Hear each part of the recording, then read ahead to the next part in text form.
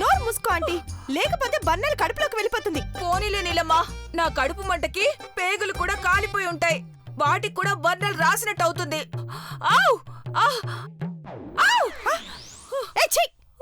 గుంట నకల ఏంటి అరుపులు? అమ్మో, ఒకసారి అద్దంలో నా మొహం చూడు నీలమ్మా. ఆజాను బహురాల్ని, బాహుబలికి తగ్గ జోడి అనుష్కలా ఉండేదాన్ని. మొహం కాలి ఎలా అయిపోయానో చూడు. కెనడా నుంచి నా మొగుడు తిరిగొస్తే నన్ను గుర్తుపడతాడో లేడో. మరీ అంత దరిద్రంగా ఏం లేదులే ఆంటీ. బురదలో దొర్లిన పందిని గుర్తుపట్టొచ్చు, అలాంటిది నిన్ను గుర్తుపట్టలేడా? అంటే బాధపడకు, బర్నాలు రాస్తే నీ గ్లామర్ తిరిగొస్తుందిలే అంటున్నాను. నాకు ఇప్పటికీ అర్థం కాని డౌట్ ఒకటుంది నీలు. అసలు పార్వతి మొహం కాలకుండా నేను ట్రై చేసినప్పుడే ఎందుకలా పేలిందంటావ్? నీకలా రాసి పెట్టుందాంటీ. నీ మొహానికి ఇలా రాసి పెడుతున్నానంతే. మేకప్ వేసుకోవాల్సిన మొహానికి మందు రాసుకుంటున్నానంటే కారణం ఆ బక్కది.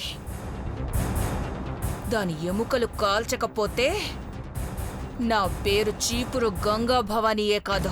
ముందు గాయం మానిపోని, ఆ తర్వాత దాని సంగతి చూద్దాం. ఐశ్వర్య సీమంతానికి అందరూ టిప్పుటప్పుగా రెడీ అవుతారు. నేను పట్టుచీర కట్టుకున్నా మాడిపోయిన నా మొహం చూసి అందరూ గేలి చేస్తారు. ఓ పార్వతి పుసుకుమన్నవుతుంది. నాకెంత అవమానంగా ఉంటుంది చెప్పు. దాన్ని ఏదో ఒకటి చెయ్యాలి నీలమ్మా.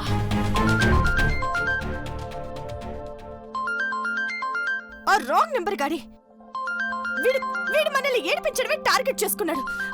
నేను లిఫ్ట్ చేయనంటీ.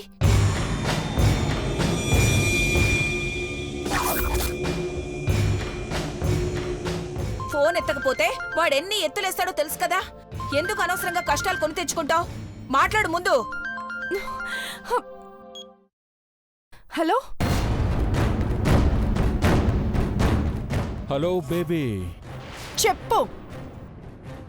మీ ఆంటీ మొహం కాలితే నీ ముఖం మాడిపోయిందేంటమ్మా? రేయ్, ఇంట్లో అది కిచెన్ లో జరిగింది కూడా నీకు తెలిసిపోతుందంటే నువ్వు మా మీద బాగా ఫోకస్ చేసావని అర్థం అవుతోంది. చెప్పాను కదా, నిన్ను నేను షాడోలా వెంటాడుతూనే ఉంటాను. నీ పీడ ఎప్పుడు తొలగిపోతుందో చెప్తావా? నువ్వు నన్ను పర్సనల్గా కలిస్తే ఇక ఇలాంటి పరిస్థితులు రావు బేబీ. కలుస్తాను. ఎక్కడికి రమ్మంటావు? వస్తానని చెప్పి అతి తెలివి చూయించావనుకో, ఈసారి నీ చరిత్ర అందరికీ నేను చూయిస్తాను. జాగ్రత్త. ఫైనల్ గా చెప్తున్నాను, ఈసారి ఖచ్చితంగా నేను నిన్ను కలుస్తాను.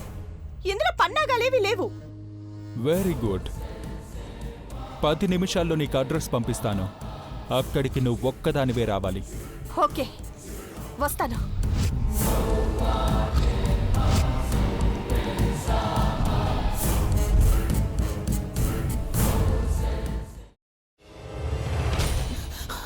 నువ్వు ఇంకేమన్నా చెప్పాలా? ఇంకేమన్నా అబద్ధం చెప్పాలనుకుంటే చెప్పేయి. నేను చూడాలనుకుంటున్నాను నన్ను మోసం చేయడానికి నువ్వు ఎంత నీచానికి దిగజారగలవు అని. ఎందుకు ఆలియా, ఎందుకు నువ్వు ఇలా చేసావు? నీకు తెలుసు కదా, నానమ్మ తర్వాత నీ ఒక్కదానిని కదా నేను పూర్తిగా నమ్మేది.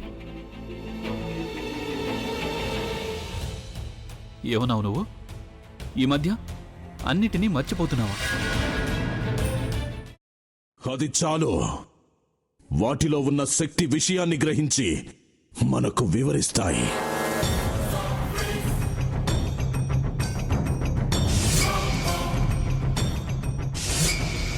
ఎవరు ఆ దండ విప్పొద్దు, గది తలుపులు తెరవద్దు.